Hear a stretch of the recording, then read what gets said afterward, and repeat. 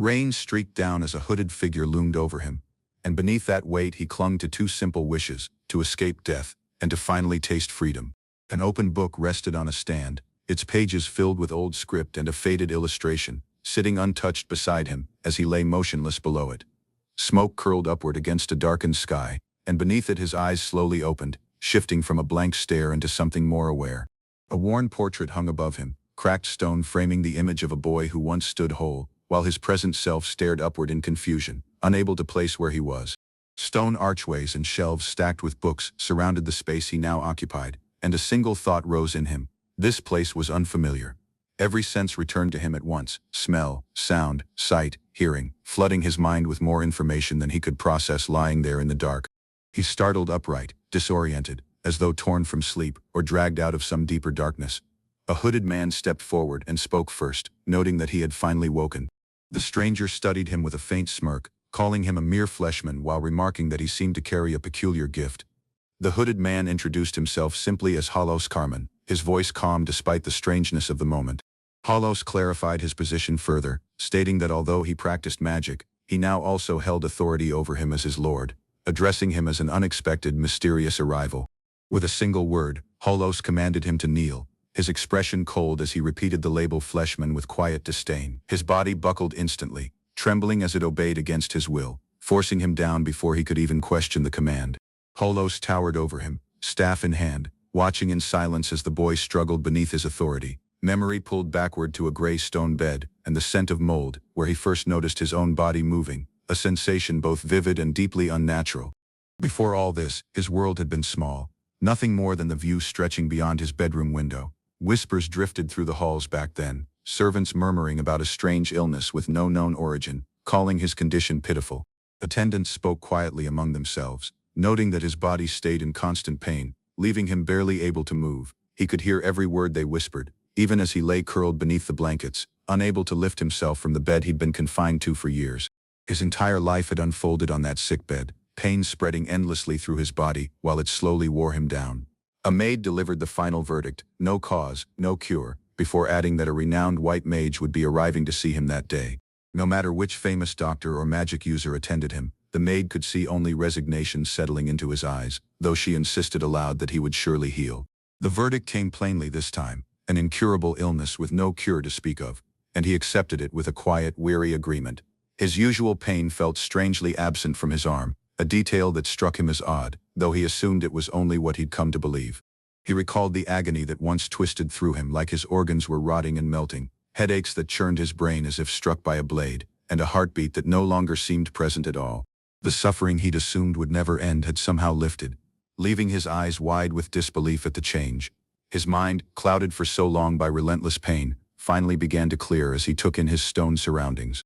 Something about the moment felt unusually sharp, like a blade freshly whetted, cutting through the haze that had clouded him for years. For the first time his body responded the way it should, moving without resistance, without pain, as though something fundamental had shifted. Standing before a window, he grasped a human feeling for the first time in his life, understanding it fully as he reached toward the light beyond the glass. A voice cut through his thoughts, addressing him coldly as nothing more than a fleshman. The hooded figure named him plainly, one who had returned from the underworld, and claimed him as a slave. Startled by the words, he watched as the man declared he would give him a name, since he currently had none. Confusion lingered as he questioned where he was and how he'd arrived, while the man addressed him only as the Nameless One. The man declared that for one who had reached life's end, his new name would be End, explaining that necromancy had granted him this fleeting existence. Understanding settled over him: transient life, necromancy, concepts he somehow knew despite never studying them, as a vision showed a black-robed figure commanding the dead, revealing the practice of the feared black mages. The hooded man confirmed it simply, calling them necromancers, while End felt the knowledge pour directly into his mind. Realization struck him fully then, understanding settling in his chest with total clarity. He was dead. Because of the necromancer's dark power, End rose once more, summoned forward as the man simply called his name, and told him to come. With that, End's transformation was complete, his eyes now sharp and inhuman, marking the moment his new existence had truly begun. The hooded man led End through the corridor, staff striking the floor with each step, footsteps echoing behind him as End followed in silence. Walking felt foreign to End, prompting him to wonder just how many years had passed since his body last moved this way on its own. None of it felt real to him yet. He understood, in some distant sense, that he was dead, but the truth of that fact still hadn't settled in. Questions surfaced one after another: why he'd been brought back, where exactly he stood now, while the necromancer noted with satisfaction that his words seemed to be reaching him. En turned the man's earlier warning over in his mind, replaying the phrase about commanding him through language, uncertain what it truly meant. Doubt crept in as he considered the possibility that this resurrection wasn't mercy at all, but something else entirely, some purpose he couldn't yet see. He resolved to focus on understanding his circumstances instead, telling himself not to question this lord or attempt any escape, and to simply figure out his next move. A heavy door creaked open ahead, revealing a room lined with still bodies, and En froze when he recognized them as corpses. The necromancer ordered him to remain there until summoned, then turned and left without another word. Alone now, En stood still for a moment, listening to the fading echo of footsteps retreating down the corridor. Once certain he was unobserved, he threw his arms up and tested his limbs, bouncing and swinging them freely, savoring motion after so long without it. Coughing lightly to compose himself, he admitted quietly that having a working body again felt like a dream come true. He assessed the room, calling it a morgue, more a storehouse than anything sinister, and decided he needed to gather whatever information he could, even if it unsettled him less now than it had at first. He remarked that his old room had been more comfortable, then wondered if any of these bodies might somehow become his colleagues, searching for anything that might explain his new situation. Drawer after drawer turned up empty, until one revealed something unexpected, a set of fangs resting inside. Another drawer caught his attention, this one holding a small mirror, and he reached for it curiously. Speaking aloud, he noted it had been a while since he could talk properly, and that doing so no longer hurt, before catching sight of his reflection and calling it strange, like a gem. Studying the reflection further, he realized the biggest change since his death was simple. This face was now unmistakably his own. He turned his thoughts to what he wanted answered, about the room, about necromancy, about the truth of what he had become in this body that could move so freely. Testing a nearby door, he found it unlocked and allowed himself a small sense of satisfaction, knowing that as long as this body obeyed him, there was nothing he couldn't do. En tried the heavy door, gripping it and pushing with all his strength, but it refused to give, sealed tight against his efforts, exactly as the necromancer had instructed him to stay put. Standing before the barrier, he raised his hands and studied them, recalling the hooded figure who had ordered him to remain confined until called. Correcting himself, he realized the door wasn't simply stiff, his own strength wasn't enough to force it open at all, a truth that left him staring in stunned silence. He understood then that his body itself seemed to obey the Lord's command above his own will, prioritizing that order over anything he tried to do. A bitter laugh escaped him as he questioned whether this counted as freedom, wondering if being able to do anything truly meant something when his body still answered to another. He decided to follow the Lord's directions for now, reasoning that the man had saved him after all, and that assisting him, evil mage or not, wasn't out of the question, even if control over his body had never been taken from him while alive. Still, a flash of anger surfaced. He clenched his fist, recognizing that some part of this arrangement felt truly unforgivable. Despite his outrage catching him off guard, he admitted he couldn't fully condemn Lord Hollos for claiming the right to decide his fate, uncertain of the man's true motive. Walking forward, he acknowledged that he'd been given a second chance at life, however it came, and he refused to let it slip away by any means necessary. Determination settled over him as he vowed silently that he would stay alive, no matter what it took. Pressing his hand to his chest, he noticed the absence of a heartbeat, no breath moving through him, and the unsettling clarity with which he could see in the dark, confirming how far he'd drifted from being human. Yet he told himself it was fine, since he could still think clearly and remained, in his own way, alive. Gathering information became his priority, a path toward eventually breaking free from the Lord's hold. The door creaked open then, and Hollos entered, studying End with a measuring glance. Without explanation, Hollos extended a weapon toward him, telling him simply to take it. End accepted the hatchet, surprised by its weight and uncertain why he'd been handed it at all. Hollos announced they were heading out for a test, instructing End to follow, while End struggled silently with how heavy the weapon felt in his grip. Stepping outside, End's eyes lifted toward a decayed manor looming beneath a darkening sky, cracks running through its walls. Moonlight spilled across the courtyard as he passed through the gate, feathers drifting past him, and he realized with quiet shock that he now stood outside. Hollos gestured ahead, remarking that something about the scene felt off, and End, sensing it too, glanced around uneasily. A sudden alertness crossed End's face as he caught something in the distance, tension rippling through the quiet night air. More corpses shuffled into view, this time a pack of undead wolves circling near the gate, their hollow eyes fixed on him as he questioned whether even these creatures counted among the dead brought back. Watching them prowl closer, End understood plainly that escaping now, without any real plan, simply wasn't possible. One wolf snarled toward the open gate, and he admitted to himself there was no chance of outmaneuvering these beasts through simple evasion or trickery. Surrounded by shifting eyes glowing in the dark trees, he wondered helplessly what he could possibly do in a place like this. Holos called him forward calmly, telling End he wanted to see his power now, leaving him startled by the sudden demand. A hound leaps ahead but is impaled midair, gore spraying as another creature roars behind it. Cold eyes observe from below. Bodies collapse into the grass. A hooded death mage stands still, while the undead youth notes the fifth slay. They travel farther into the woods, leaving cadavers behind as their task proceeds. The master's hounds battle the swarming creatures, tearing through the assailants without pause. Still comes back. The youth observes them, and asks whether they feel agony.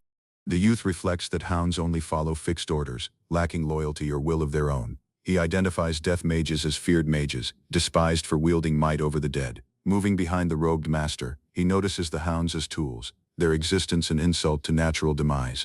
A ferocious foe emerges, compelling the death mage to lift his rod while the hounds clash and collapse.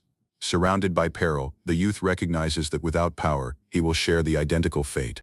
The youth understands his undead body no longer tires, and his senses feel sharper than when he was human. A bear appears from the woods, its presence obvious to him even without focusing. The youth quietly measures the hazard. The death mage orders him to battle, naming him directly while standing aside. Shock freezes him as he recognizes the order is meant for him alone. Reluctantly he clutches his sword, compelling himself to act. The youth admits his frailty, knowing he has never trained or fought before. Uncertainty overwhelms him as the bear approaches, and he thinks victory is unachievable. The death mage stands close, and issues a strict order, leaving no room for refusal. Driven by that order, the youth throws himself ahead despite his terror. The bear charges head-on, closing the distance as the inevitable clash starts.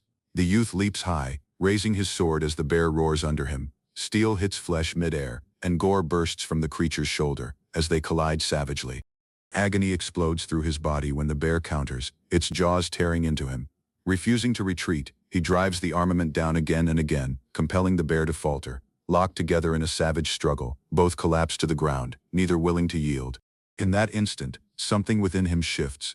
Terror fades, replaced by a ferocious, inhuman resolve as he lifts his sword. The youth swings with overwhelming force, the blow carving deeply into the bear's body. Gore sprays across his face, while he proceeds slashing, driving the creature to the ground. Even as it weakens, he keeps attacking until an order finally halts him. Under the moonlight, he stands over the cadaver, stained in gore, no longer looking human. Gore drips from his face as he understands he endured, though his body is heavily wounded. The death mage evaluates him coldly, noting that this outcome reflects the limits of a cadaver once ruined by illness. Standing over the bear's remains, the robed master starts a shadowy ceremony, directing might into the lifeless body. Force twists savagely around the youth as forbidden sorcery surges through his injured form. When it settles, he examines himself in still disbelief, sensing something within him has altered. The death mage calls him ahead, already seeking the next prey without hesitation. He reflects that before the day ends, he will face 5 lethal creatures under the master's order. After the battles, his gore is washed away, and he is led into a faint basement. Alone in the shadowy, he studies his state, noting his lack of agony and peculiar endurance. Quietly, he resolves to assess both his own limits and the actual power of the master. Within the basement, he tests the heavy entrance and confirms it is not fully secured against him. Quietly, he studies the lock and understands the circumstance matches his earlier ideas. No order binds him, and the master never considered the opportunity of flight. The youth reflects that his self-awareness has remained concealed since the instant he awakened. Recognizing the gap between their expectations, he decides this is his opportunity to act. Cautiously, he prepares to travel without alerting the master, knowing discovery would mean immediate restraint. With stable resolve, he decides to strengthen himself first, keeping his intentions concealed while considering whether to oppose his master. One pale, youthful man sat on the bed, reading as he accepted the start of his different existence. Old sheets explained that the undead were cursed, bound to death mages, and freed only through destruction. Recollections of sickness and helpless suffering came back, reminding him how demise had ended his frailty. Rage stirred at the thought of losing his will, while peril rose from below. Under the moon, a hooded observer observed, measuring the power he had gained. The youth realized his power was increasing despite being a mere ghoul. The deaths he had collected should have altered him, yet his body remained stable. Within the palace passage, figures moved in silence while he sensed the instant to act approaching. Believing the master to be asleep, he moved barefoot through grand halls, avoiding attention. Stacks of volumes drew his focus, recalling how reading once sustained him. Among them, he found a volume about the undead and started studying it cautiously. The volume explained that a fleshman collected demise force and entered stages of change. The youth understood that his master sought greater might and that advancement followed strict rules. Sheets revealed the curse could not be undone, even if the caster died, and that a ghoul marked the next step. One faint sound interrupted his reading, compelling him to close the volume and hide it. At the doorway stood a young woman holding a candle, the only other living presence within the mansion. The youth observed the collar around Rue's neck, understanding it marked her as the master's slave and caused agony if she resisted. Despite that restraint, he realized her will remained her own, making her neither ally nor loyal servant. Caution guided his ideas as she cleaned the room carelessly in the faint radiance. After finishing, she silently departed, oblivious of his stable gaze. Seeing the concealed space close by, he decided it would serve him well in the days ahead. Rue froze when she noticed movement near the cadaver, sensing something was wrong. The youth turned sharply as craving overwhelmed him, eyes fixed on the body before him. Terror drove her to escape the room, panicked by what she had seen. Alone again, he admitted the growing craving and accepted that consuming the cadaver proved his alteration into a ghoul. Unlike a mindless fleshman, this different stage granted awareness equal to a human. The text portrayed a ghoul as more powerful than before, capable of regeneration and movement even under sunlight, though it preferred the night. The youth tested his sharpened claws as a wild creature approached, recognizing the different skill awakening within him. With swift force, those claws tore through flesh more easily than steel. Gore covered his body as he devoured the remains without hesitation. When the craving eased, he realized the craving itself was a lingering human emotion. The hooded master came back to find the youth lying still upon the stone slab, Rue standing close by in silence. Watching him closely, the master noted that no further change had occurred. Rue was ordered to bring a knife, and she hurried to follow despite her terror. Without hesitation, the master drove the sword down, criticizing the youth's slow progress. Gore spread across the floor as the youth remained awake, enduring the test without resistance. The sword pierced his body, and gore flowed as his cadaver reacted with unnatural existence. Agony came back to him, sharper than expected, proving he had reached a farther state of undeath. The master observed closely, disappointed that he remained a fleshman despite enduring the wound. Rue panicked at the sight of Gore, shaken by the violence unfolding before her. After dismissing her, the master departed him on the slab, awake and silently recovering. He observed Rue cower near the wall, then turned away, having understood the master's aim.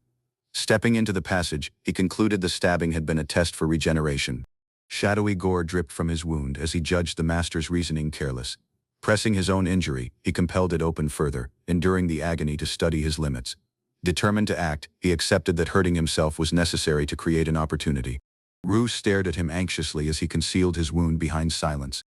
An abrupt presence causes the youth understand he has been noticed. One barefoot young woman stands by the heavy entrance, trembling. The woman bolts for the exit. The youth almost follows, then halts, knowing pursuit would worsen everything. Chasing her would alert the master. That risk alone compels him to remain still. Since no order was given, he decides not to interfere. The master emerges instantly. A savage force hits the young woman down. The master confronts the young woman, accusing her of plotting against him. The youth announces he never permitted deceit. A firm hand clutches her head, compelling her to face the youth. Attention shifts to the youth. Ordered to lift his arm, he silently shows his wound. Under pressure, the young woman claims the injury happened by itself. The master demands clarification. Suspicion deepens. The master questions whether the youth truly harmed himself, awaiting his answer. Rue cries out desperately while End remains wordless, his raised hands stable and expression composed. The master clutches Rue's head and announces End a liar, twisting the accusation to tighten control. With cruel satisfaction, the master reminds Rue that the undead has to follow their creator without question. Violence follows. Rue is struck and thrown aside, agony overwhelming her, as End observes without reaction. Composure never departs End. He declares his loyalty, and clarifies he acted only according to the master's orders. End stands quietly as the master dismisses Rue's claims, fully assured in his necromancy. Rue lies on the floor, injured, while the master mocks her attempt to lift suspicion. One severe warning follows, promising savage punishment if she spreads lies again. Satisfied, the master permits End to lower his arm, acknowledging his obedience. Before leaving, he orders Rue to clean the room, declaring she is worth less than the cadavers close by. End stands over Rue's fallen body, realizing she may not endure another mistake.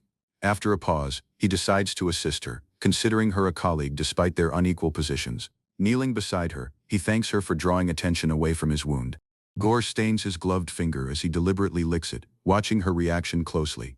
With a faint smile, End reminds Rue that the master will never trust her terms, making resistance meaningless. End clutches Rue's head securely, compelling her to react while maintaining a composed expression. He reflects that her earlier terms may have planted uncertainty within the master, even if only slightly. Rue departs the room, shaken. End understands suspicion will proceed to grow, and his hidden truth cannot remain concealed forever. Seeing opportunity in the tension, he decides to use the master's uncertainty before everything is exposed. Beyond, under open sky, a different factor enters the scene, offering End a feasible path ahead. End spots a youthful woman who may assist shift the current balance. He considers employing different influences to alteration his circumstance. Within a grand room, a smuggler named Hack reports that the chivalric Order of Demise will soon arrive in Egan's settlement. The order is portrayed as the world's strongest force, famed for destroying shadow with divine might. Recollections of childhood admiration surface in End's mind, clashing with his present reality. Maintaining composure, he asks the details while cautiously judging the risk of involvement. The master warns that the approaching warriors possess keen senses and suggests retreat while there is still time. The youth then boasts of killing them and turning them into undead servants, assured in his might. End reflects that the old conflict between death mages and the chivalric order was never mere legend. The youth understands that as an undead, he would be their foe as well, and likely the weakest among them. Determined to endure, End considers escaping swiftly, even if it means abandoning his scheme to manipulate events. End studies what he has learned, and understands the master's sovereignty grants not only order, but constant awareness of every undead's location. Hack prepares to leave, uneasy about the coming conflict, while End halts him despite wishing to avoid further trouble. Before departing, Hack questions a last favor. End senses concealed intent behind the request. Agreement is given cautiously, though tension lingers in the room. Elsewhere, the master notes that some cadavers differ from common ones, silently questioning End's peculiar survival. End reflects that his survival is not simple stubbornness, rejecting the thought that he lives only by desire. The youth considers that fragments of his former recollections may remain within this fleshman, shaping ideas that should not exist. Discussion turns to his original cadaver, an uncommon body that others cannot easily obtain. Hack reminds them of their agreement to never reveal a cadaver's origins, hinting at secrets buried in the past. Despite the tension, the master decides matters are unfinished, choosing to wait rather than act immediately. The master announces they are returning to the morgue and instructs End to follow without delay. As they walk, End understands his original cadaver was sold, accepting the fact without visible emotion. The youth feels neither shock nor resentment, recalling how much money had been spent on his care. Given another opportunity at existence, he decides there is no cause to dwell on how Hack obtained his body. Facing the coming conflict, End weighs his options and resolves that survival has to remain his only priority. Rue hurries in, claiming she has found evidence that could expose the reality.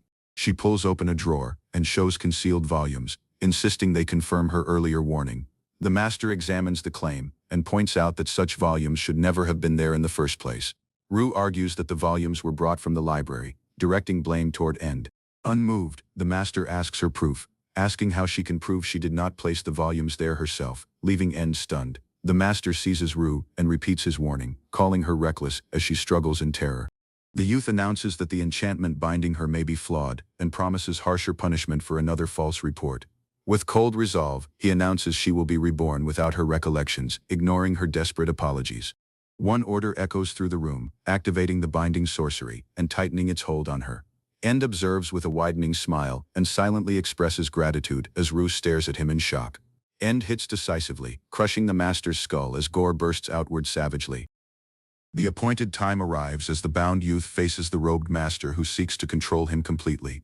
Careful planning forms a brief opening where orders lose their hold. One swift blow ends the master's existence, and the weight of domination vanishes at once. Liberty brings urgency. He feeds on creatures to withstand, then departs the woods behind. Soon after, an unfamiliar alteration overtakes him, stirring confusion about what he is becoming. One towering undead confronts the youth, noticing uncommon intelligence in him. Interest grows as the creature studies his awareness despite his low rank. Seizing the instant, the youth thrusts his arm through the undead's chest. The creature does not collapse. Instead, it acknowledges his sharp judgment and resolve. With composed insight, the undead admits the youth exceeded expectations and had patiently waited for the right instant to blow. In the woods, the youth understands the figure before him as a death mage, not a simple monster. Agony shoots through his arm as he struggles to decide how to slay a human who can endure fatal wounds. With no path to flight or defend, he resolves to keep attacking until the man truly dies. The death mage halts him and exposes his ignorance of sorcery. Quietly he shows his existence was divided into many fragments, and only a few were ruined. Learning that the death mage possesses countless lives, the youth understands defeating him by common means is unachievable. The death mage quietly announces that resistance was doomed from the beginning, and prepares to end the struggle. A binding order follows, forbidding any hostile action and stripping the youth of the will to assault. Though he vows to slay the man someday, he recognizes the vast difference in might between them. Finally, the death mage proclaims him the chosen undead master, destined to become his power. Granted permission to travel, the youth kneels yet demands his liberty be ordered clearly. The death mage laughs, amused by such boldness from a subordinate. Though captivity awaits, the youth accepts the circumstance, determined to claim victory someday. The youth recalls a concealed advantage, believing he still carries a decisive card. Later, brought into a lively settlement, he moves under a hood, watching the roads while different possibilities silently unfold. While moving through settlement, the youth insists everything will remain stable if he follows the identical approach. Though his companion reminds him they act under the master's orders, the shadowy-haired young woman declares her duty is to guard him, leaving him uncertain about her intentions. Days pass in still restraint, and he accepts that captivity was inevitable. Soon a different order sends him to a close-by settlement under guard. Prepared equipment conceals his presence, as he is warned the settlement is dangerous but manageable with caution. Within a still room, the youth examines a cloak and unusual items prepared for him. The death mage clarifies their reason, describing tools that lessen daylight's harm and hide his presence from holy detection. Though uneasy about the peril of entering settlement, he learns he has to retrieve something requested earlier. Composed assurance follows. The master claims this scheme is his advantage against concealed foes. With scouts sent ahead and countermeasures ready, the youth accepts the task, conscious he must endure whatever awaits. Passing under church towers, the youth recalls his former longing for humanity yet steels himself, determined not to let anyone end his existence again. Blending into the crowd, he decides that anyone seeking his demise has to be treated as an foe. Despite the peril, a brief sense of relief surfaces as he moves through settlement after years in shadow. Believing no one is watching, he relaxes slightly beside his companion. Her warning swiftly follows, reminding him his nature cannot be forgotten. In a still corner of settlement, the youth warns the young woman that reporting him would alteration nothing, since Rue would suffer regardless. He proposes an alliance, suggesting that if the master were to collapse and he gained liberty, he would ensure her safety. Terror clouds her expression as she insists their master will never die. Quietly he counters that countless people have fallen before, and the next deaths could belong to them. Turning away, she shows her spirit is already broken, while he silently acknowledges it. He understands that for her, demise no longer offers flight, and that still obedience has become her habit. Moving through narrow roads, he studies the settlement cautiously while hiding his nature under the cloak. Though he longs to explore freely, he accepts that survival and patience has to come first. Suddenly, a figure drops from overhead, descending directly toward him with violent speed. The impact shakes the road, and both he and his companions stare at the unexpected assailant. A group of armored warriors collects in the road, their presence drawing abrupt attention. Sensing peril, the youth urges his companion to retrieve the items swiftly while he observes the surroundings.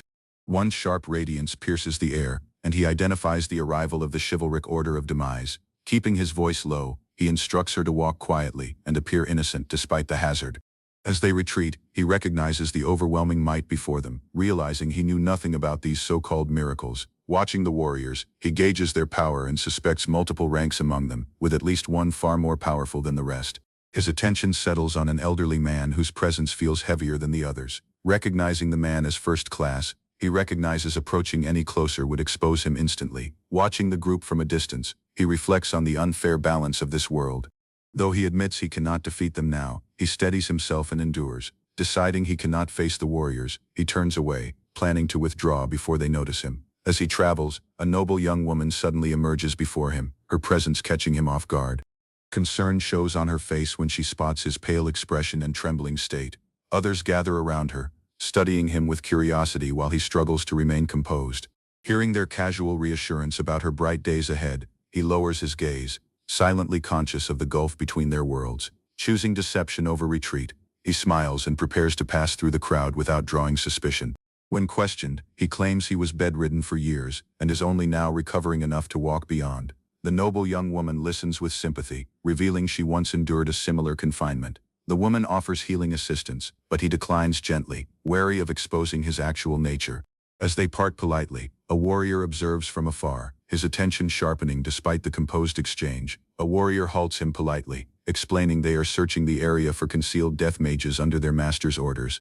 While speaking, the warrior studies his face closely, admitting they lack solid leads. Suspicion rises as the warrior remarks that his appearance resembles an undead and questions him to remove his hood.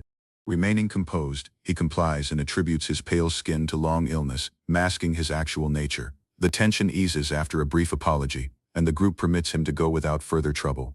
After parting from the warriors, he remarks that their paths may cross again, accepting that her duty departs no room for choice. Once alone in the road, his composed expression hardens as he replays the encounter in silence.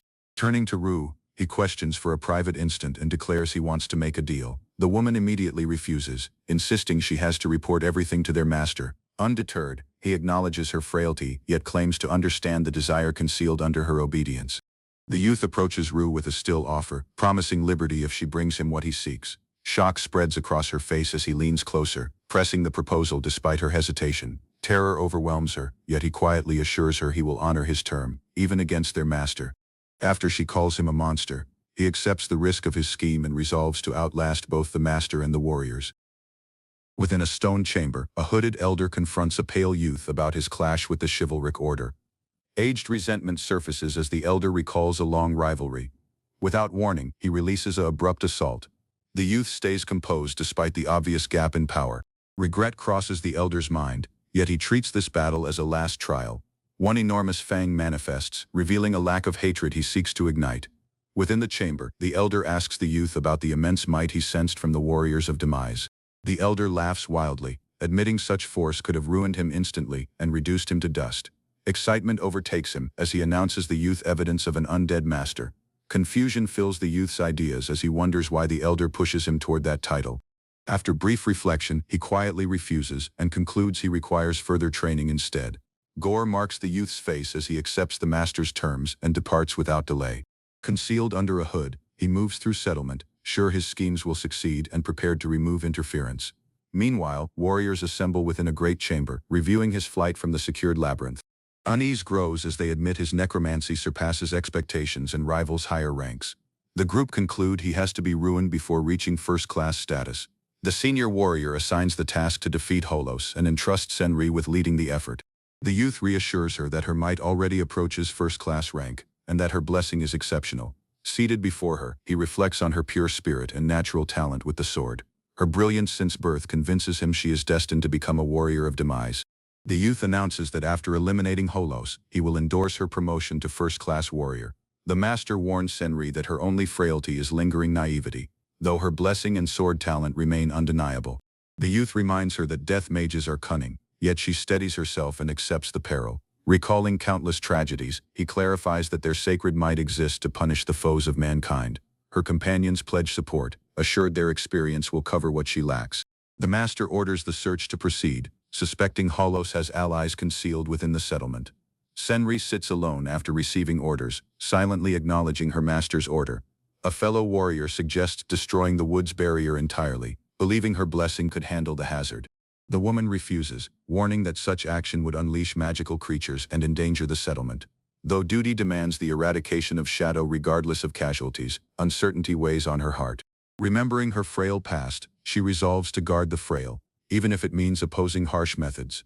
Senri announces the search will proceed under her order, gripping her sword with renewed resolve. One fellow warrior warns that delay will cost lives, yet she insists on locating the foe first. She sets a limit of 3 days, preparing to eradicate the woods if no target emerges. Agreement follows, though tension lingers as schemes travel ahead. Later, alone in her room, she receives an unexpected letter addressed to her. The hooded master orders the youth to become a shadowy stalker and proceed gathering deaths. The youth promises a ceremony that will transform him into the ultimate undead master once prepared. Though the master remains wordless, the youth asks what such an ultimate being truly means. He wonders if that might would grant liberty or surpass the warriors of demise. After reflection, he decides his goal is not power, but release from everyone's grasp. The youth views the conflict between the master and Senri as a calculated gamble. Believing there is still time, he travels swiftly across the room, trusting events will unfold as promised. Suddenly, the defensive labyrinth fails, and foes breach the area faster than expected. Realizing he alone was unprepared, he recognizes the foe has already determined to blow. Amid the chaos, the actual master emerges, taking control of the unfolding confrontation. Hearing the chivalric order arrive, the youth turns, preparing to follow the master. The broken barrier confirms their trap failed, and the foe avoided capture. Awareness spreads that beyond assist is involved. Careful examination proves the defensive technique needs guidance, revealing someone within the Death Mage's camp is assisting them. Uncertainty fades into certainty. Preparation follows immediately as they anticipate countless undead advancing together. Weapons are gripped securely. One swift assault starts, blades slashing through the first wave with coordinated precision. Overhead them, the Death Mage observes quietly, assured in the might still concealed in reserve. The Death Mage concludes the master must die, knowing flight would never grant actual liberty. Resolve hardens within him. Raising his rod, he invokes forbidden incantations and calls the dead from the underworld to answer his will. Hounds surge ahead as part of the cadaver parade, their advance shaking the courtyard while crows scatter overhead. The undead flood the grounds, overwhelming the mansion. Amid the chaos, the youthful master remains composed. Recognizing them as pawns, he prepares to withstand the strain of greater might. The Death Mage scorns the youthful master and schemes to reshape the fallen warriors into powerful undead. Instead of chasing answers about the Fang, the master questions for specific battle equipment. The request is accepted. Obvious instructions send his allies to retrieve the items from the laboratory shelf without delay. One brief, wordless exchange reflects the weight of what lies ahead. He opens a small case, studies the pendant, and equips it, conscious it carries peculiar might. He claims he has no aim of battling, and warns that the might he carries may draw unwanted attention. Caution guides his steps through the passage. One concealed trump card rests within him, tied to the name he once bore while alive. Though renamed upon resurrection, he remembers his actual name, denying the identity compelled upon him. Concealment has protected him until now, but the instant to betray his master finally arrives. Everything is risked on Senri, knowing failure means capture and lost liberty. With no options departed, he accepts that prayer is all he is able to offer. Uncertainty lingers, yet he remains stable. Battle erupts across the grounds as blades sweep through advancing undead. Coordination keeps the front from collapsing. Allies push ahead with confidence, carving paths through hounds and cadavers. Momentum gradually shifts in their favor. Assessing the strain, he understands their power has to be preserved for what follows. Might collects silently within him. Resolute at last, he prepares to end the swarm in a single decisive blow. Senri steadies her sword as others hesitate, sensing something peculiar in the air. Radiance collects along her sword, forming a focused current of might around its edge. With a decisive blow, radiant force surges outward, sweeping across the battlefield and tearing through the undead ranks. When the brilliance fades, the clearing stands still, the corrupted presence erased. Her allies observe in stunned respect, acknowledging the power required to purify so many at once. Senri insists they blow before the foe regroups, claiming her power remains largely intact. The party hurries through the woods and passes the mansion gates without resistance, sensing an arranged welcome. An open doorway awaits them, its silence suggesting deliberate invitation rather than oversight. Elsewhere, the Death Mage reflects on his long struggle and glimpses the days ahead he desires. Within the Grand Chamber, he announces that through his creation, he will ascend as the Undead Master. The Death Mage boasts that acquiring a prodigy like End ensures his rise to first-class status. The youth praises the ghoul's intelligence, assured the ceremony will succeed despite his nature. Declaring this the last test, he summons Rue before a complex sorcery circle and assigns her a role. Corrupting the source of the warrior's faith, he orders Rue and the skeleton warrior to assault the chivalric order. One blazing skeleton manifests as chaos erupts within the chamber. Following the battle, the group suspects a vampire may be involved, unsettling their brief relief. Retreat is discussed, though some uncertainty such a powerful undead would appear so easily. Senri clarifies that vampires differ greatly from other undead, becoming far more dangerous after transforming. The woman outlines their regeneration, immense power, and keen intelligence. Their powerful resistance to sorcery clarifies why most death mages avoid turning their servants into vampires. The group weigh the peril of vampires and consider retreat, knowing such monsters could overwhelm even seasoned warriors. Despite the risk, the choice is cause to advance and press the assault. As they travel ahead, unfamiliar footsteps echo behind them, drawing abrupt attention. A lone young woman emerges in the passage, barefoot and wordless, stirring uneasy recognition in Senri. Overcome by emotion, Senri reaches out desperately, shaken by recollections tied to the child's presence. The young woman stands motionless, questioning her own existence as recollections surface from an existence filled with shadow. The woman recalls growing up without family, oblivious of her parents' faces, while her village vanished from the world. Bound in chains, she admits her sins and remembers becoming an ally to a death mage. Trapped between guilt and despair, she thinks she cannot travel ahead or die a worthy demise. As Senri reaches for her, the young woman lifts a sword, clinging to a promise once caused. The young woman drives the sword ahead, but Senri pulls her close, stopping the blow as shock freezes them both. Instead of resisting, the child collapses into her arms, power fading as silence fills the chamber. Soft radiance reflects in tearful eyes while Senri carries her gently. Gratitude flickers across the young woman's face as she weakly acknowledges the warmth surrounding her. With fading breath, she notices kindness in Senri and feels the world grow unexpectedly gentle. Tears collapse from the young woman's eyes as she rests in Senri's arms, calling the instant something she has never known before. The warriors regain composure and acknowledge the timing, though unease remains about the dangers ahead. Senri reflects that their duty is to prevent destruction, not simply to save individuals. After being asked if she is able to proceed, she cautiously lowers the child and steadies herself. Resolute once more, she promises a proper grave later and prepares to face Hollows.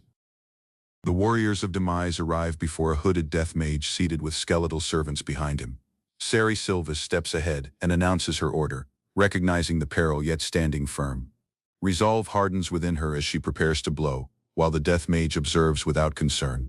Shadowy force spreads across the chamber, twisting the space as his completed technique takes hold. One crushing force erupts, overwhelming the chamber and engulfing the warriors. Shadowy currents surge through the chamber, carving pillars into the ground as the warriors brace themselves. Jagged forms descend from overhead, resembling immense fangs closing in around them. Debris scatters while the death mage asserts control over the trembling chamber. Two skeletal dragons rise from the chaos, their bodies fully taking shape. With a wordless order, he directs the guardians of demise toward the warriors. Sari faces the towering dragon as a vortex of demise collects overhead it. The overwhelming aura presses against her, yet she does not retreat. Radiance concentrates around her sword while the creature lunges ahead. The woman releases a precise blow toward its core. The assault slices through the dragon's body, tearing apart scales and bone in a single arc. Dust settles as the death mage observes, surprised by her power and resolve. Quietly, Sari accepts the burden of her title and prepares to finish the battle. A violent clash tears through the mansion as shadowy force and flames spiral across the sky. Amid the chaos, a hooded youth observes from the edge of the battlefield. The youth studies the destruction spreading below, recognizing a battle worthy of legend. Smoke and debris consume the once grand grounds. At the front, Sari proceeds battling alone, her power surpassing expectation. The observer silently calculates his survival, placing his hopes on her victory. Ruins crumble as the mansion nears collapse under the dragon's devastation. Flames, steel, and radiance collide against the dragon as the mansion proceeds to crumble. One hooded observer lowers his gaze, measuring the destruction. Holos Carmen stands wounded yet defiant, lifting his rod while the vortex churns overhead. From afar, the cloaked youth wonders whether Sari and the others is able to withstand what follows. Recollections of a long-standing enmity surface as Sari confronts Holos directly. Overhead the storm tightens while the dragon's eye opens, fixed on its prey. The dragon's jaws surge ahead through a torrent of shadowy force, yet Sari stands firm despite the pressure. Recollections of an aging hero and the burden of succession cross her mind as she steadies her resolve. Accepting the duty passed to her generation, she faces the swirling void without retreat. With a ferocious cry, Sari drives her sword ahead, pouring every ounce of power into the blow. One blinding impact erupts as her assault crashes into Holos, shaking the battlefield. Dust and radiance fade, revealing the shattered mansion under a still sky. Sari collapses to one knee, breath unsteady, while the hooded death mage remains standing amid the debris. Though injured, she announces the battle finished, compelling him to acknowledge her power. Flames flicker weakly around him as his ambitions crumble with the ruins. From the sidelines, the cloaked youth observes in relief, sure that Sari has secured victory. Amid the broken mansion, the hooded youth understands he alone has endured the catastrophe. Watching the remaining warriors depart, he reflects on the value of comrades and how the battle might have altered with them. Standing among the ruins, he acknowledges that the master fought with unwavering resolve and faith until the end. Though once his natural foe, the master had also been his savior. With the order soon to return, the youth prepares to escape before they discover him. Among the rubble, the hooded youth senses a faint presence and recalls a promise he has to honor before escaping. He finds a young woman alive under the debris, protected by lingering divine might.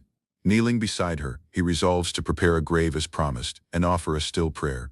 Lifting her gently, he carries her away from the shattered mansion. In the woods, he sets her down, removes the arrow from her body, and starts tending to her wound. In a still clearing, the hooded youth admits he has never performed a proper burial, yet kneels to start one. The youth collects stones and shapes a small grave, reflecting that the fallen have met the fate they sowed. Examining the marker, he decides engraving only a first name feels too lonely. Unable to recall Ru's full name, he chooses what he thinks is fitting and sets the stone in place. With a soft prayer for peace, he lowers his head, oblivious someone stands behind him. Sari stands behind him, sword lowered, as he gradually turns pale.